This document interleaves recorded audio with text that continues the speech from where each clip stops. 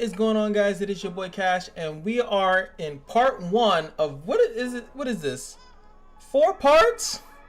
This is the big update anyway, so as you guys know, this is pretty much like they were talking about this for a while, so shouldn't come as too much a surprise. We got Roaming Warrior, Leo, and of course the only reason why I'm doing this video is because maintenance is live right now.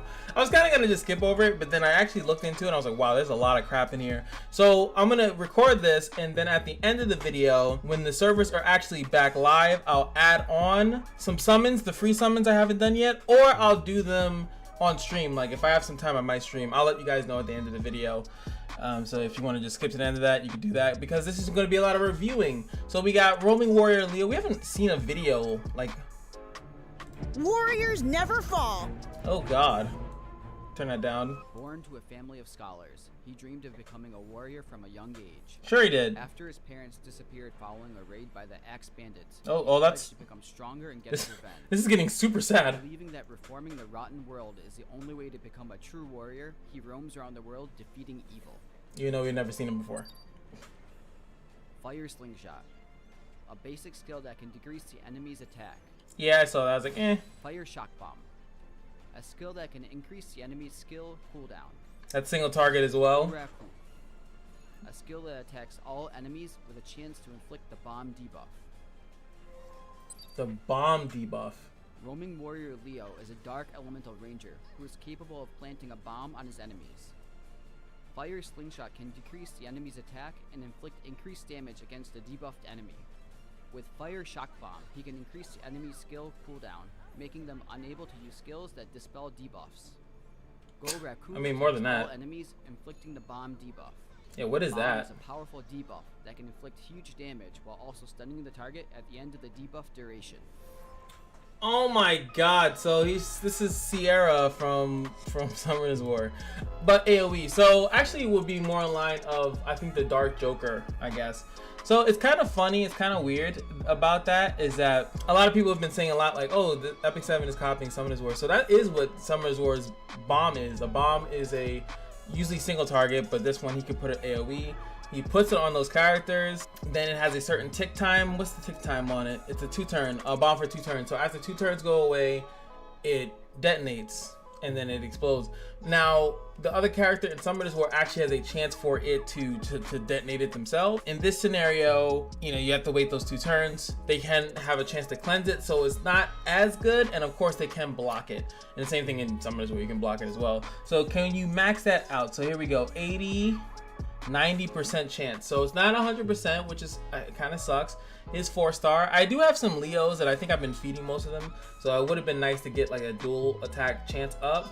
The only thing I would need to see here, which I can't check in the game, actually no, we could check, hold on. Oh, come on, most of the time these things have the stats. Unfortunately they don't. So his speed is very dependent on that, if he's gonna get a first turn and then drop stat, and the damage that the bomb has is gonna be super dependent on that as well. So until that comes out, I don't really care about a guy that has a S1 attack break. I don't really care about a guy with the S2, which looks like it goes up to 100% to increase their skill cooldown. I mean, it's cool, but it only hits 1 target. So Judge Kisei hits everyone. Reducing the cooldown of 1 enemy is still pretty good. Not like it sucks. It doesn't suck. It has a 3-turn cooldown. Where's the soul? Okay, the S2. Okay, I see it right here. So you can S3 with the soul burn and get an extra turn. So you can S3 then S2 or S1 for the attack break. The S2 is pretty good. I won't lie about that. It just depends on how much that bomb does and what it, you know, who is that gonna go on? Can it go on, you know, bosses? He is a dark type, so he can hit anyone, ranger. So I'll look into that. I'll look into that later. I don't want to spend too much time because there's a lot of stuff in here. Euphine drop rate up, which is pretty good. She's getting a buff, and I think she's always been a relatively strong character, so I definitely like that. Will I be summoning on it though? I don't know. It's kind of hard to decide that because she is an older character, and you know, you always feel like when a newer character comes out, you might want to go on to that. Next up is going to be the Rengar's Chaotic Full Moon Festival. It's going to be a 3-week event. I think if you look here, see 1, 2, and 3. Actually, you might not be able to see anything. There we go. Sorry. Just give you guys, go back up and scroll so you guys can see this stuff. This is pretty much all I've been talking about, was just that. You can easily pause if you need to see that, but I kind of forgot to zoom the screen in a little bit. So this is going to be a 3-week side story. So these are the long ones.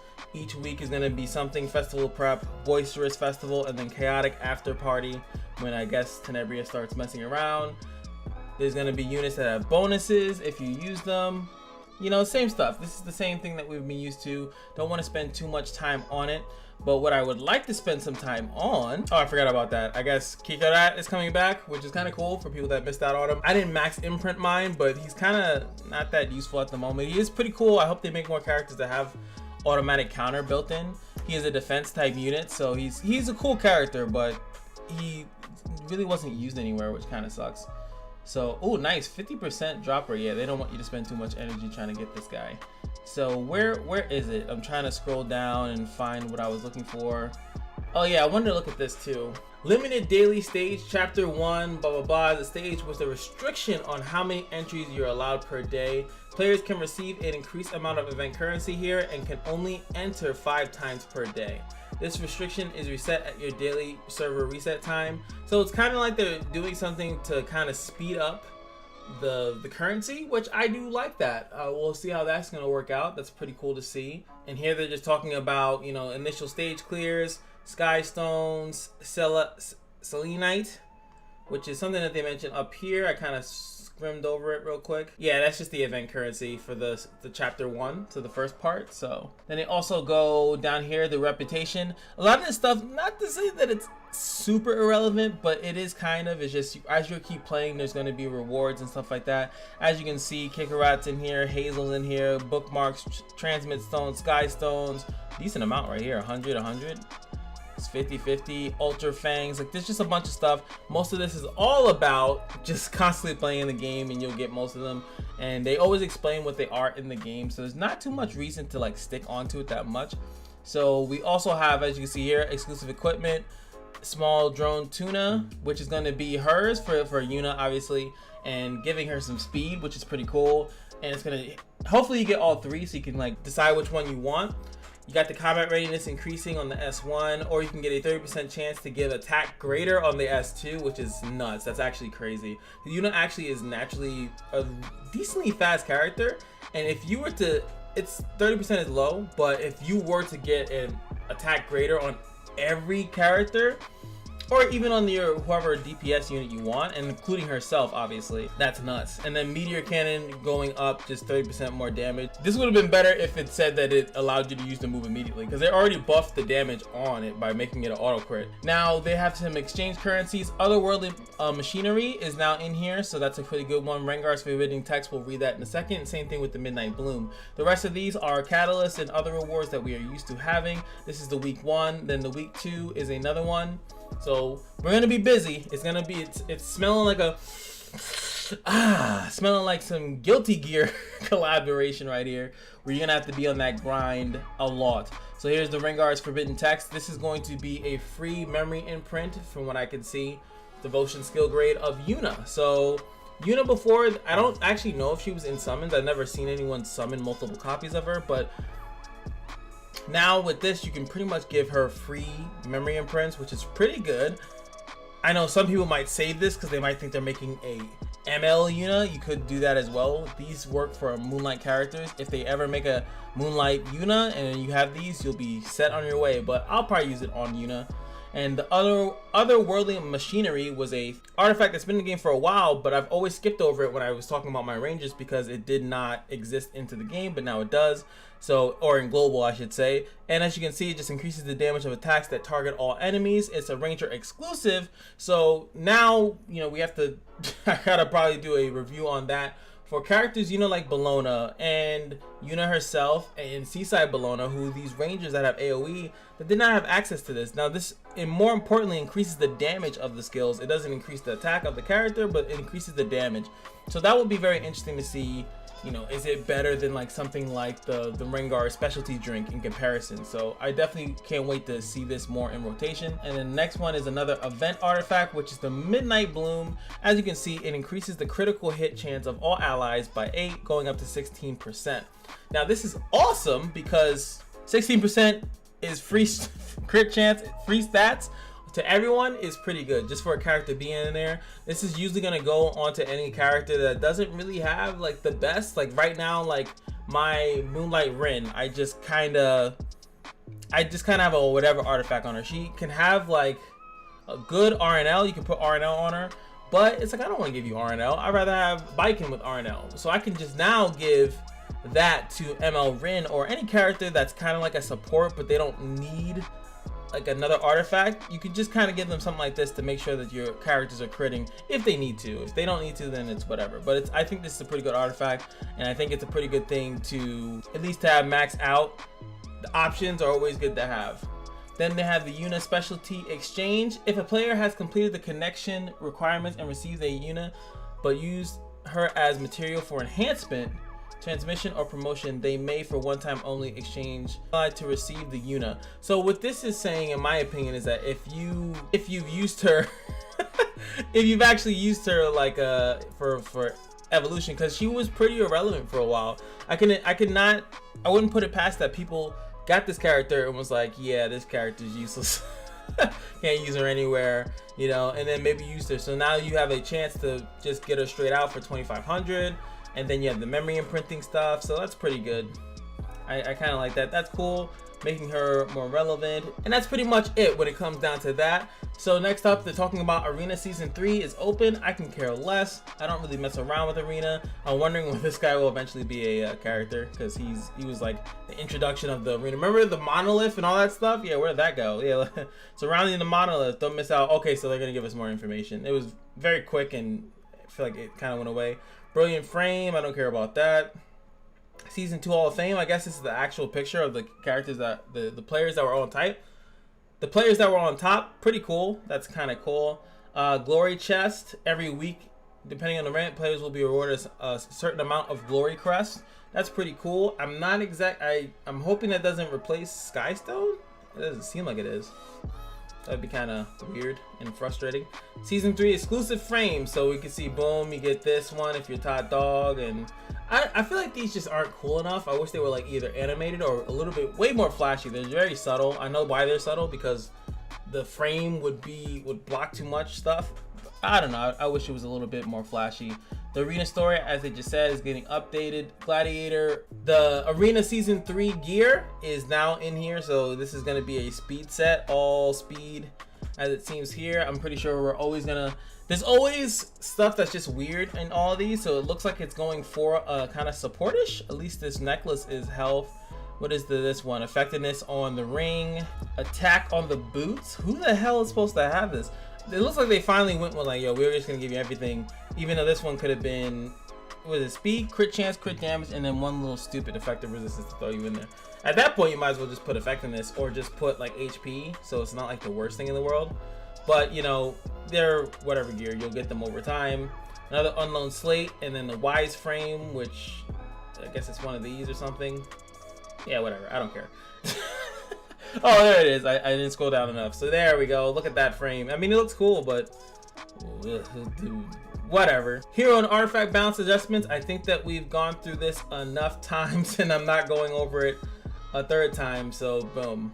And part 2 is just for the balance changes. It's like same thing with part 3. Part 4 looks like they're just showcasing what it's gonna look like if you want to recall. It's gonna be on the actual screen.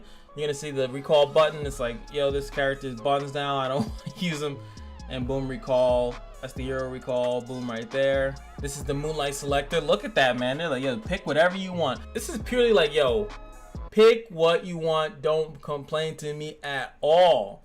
So look at that. They're even showing you one of the more loved characters, martial artist Ken, right there in the front. You want Ruel, you want May Chloe, you want Aramitha, you want this Vildred, whatever you want. Go ahead and get it. So that's pretty cool. I think that that's kind of cool, kind of funny. And as you can see, boom, you get that in the unknown slate. They're just trying to be transparent. That's all they're doing. The meteor shard, there it is. Monthly check-in rewards improved. So is this the old one? No, this is the new one. So I guess still 2 Molagors. Damn. I would hope that there would have been more Molagors. 20 bookmarks, some more Skystone.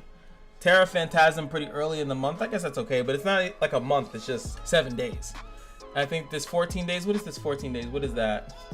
4 to 5 star artifact, and then the 21 days is a 4 to 5 star hero.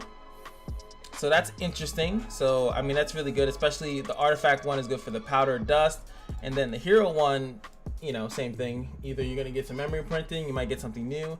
I'm pretty sure this 4 or 5 star ticket is not with the Moonlight characters. Usually I'm assuming that they're not gonna do that. They should take the penguin shit out, because penguins, you're pretty much getting penguins almost every day if you're playing every day and doing your dailies. They should just take this out, honestly, and just make it Molagora. Still only 2 Molagoras within a whole month of playing, or 28 days of playing, seems a little bit weird from the check-in rewards. They're just so important. They're so important. I don't even like the charms, to be honest with you. But the charms are good because for some reason you need charms instead of just pure gold to just make stuff. But whatever. I don't really care too much about that anymore. It's annoying. They know it's annoying, but they still haven't fixed it because they're focusing on other things. Team names are coming in now. You can change your team names. I kind of do like this because I want to like have it like that's my Wyvern team and just put that it's the Wyvern team. Not that important to have fixed, but still kind of cool at the end of the day. They're improving certain stats. This is good for people that are more lazy or more of casual, I should say. Casual, lazy, whatever. Maybe I'm not trying to offend nobody, including myself. This means nothing for people that actually are farm monsters and that are playing regularly in the day. They probably have really good gear and they're probably somewhat satisfied with what they have, but there's people like me that know I have crap gear but don't want to work too hard to improve it. So now I'm getting 40 additional attack and, you know, stuff like that. Like, that's pretty good. Like, it's a nice thing to have, but the issue with gear is not this. The issue with gear is how you obtain gear and how you upgrade it. So this is not necessary. It was never necessary. They could have easily just had it like, you know, now you can choose the substats or some stupid thing or XYZ. There's a plethora of ways to fix how the gear works in this game, and this is just not one of them. Not even close. And all these other things, I'll just have it slowly going down. I mean, most of the stuff are like minor fixes, stuff that's really not going to affect your life. You're not gonna lose sleep after not knowing some of these things. They're just minor adjustments. Improvements have been made to the animation displayed when entering the Hall of Trials. Like, okay. You know, nothing too crazy here. So typos and overlapping text has been fixed in various language. Cool. So that's pretty much the update. I don't want to spend too much time on it. Like, that's all there is. Let me click on this, see what maybe this is. Oh, it's just like a quick recap of everything. So let me know what you guys are excited. Oh yeah, look at this. Boom! Free auto-equip event. So the 5th has been a really big day. Well, today's the 4th, but this has been a really big day that everyone has kind of been waiting for. And I know a lot of people are excited.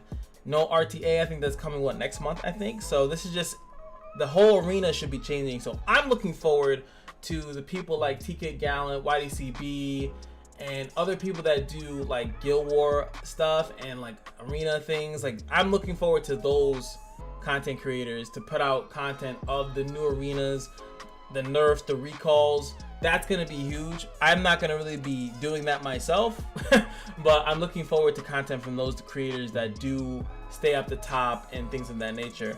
And yeah, so that's pretty much what I'm hype about. And I'm gonna start editing this, and if it's by the time that the server is actually back up, then I'll do summons. If not, then I'll just launch it when I'm going on stream. So either or, I'll let you guys know. There'll be something in the description or in the comment section pinned or something of that nature. So yeah, hope you guys enjoyed, and remember, the most important thing that is about this update is that every day at the casino is your lucky day, and I will see you guys in the next video. Peace.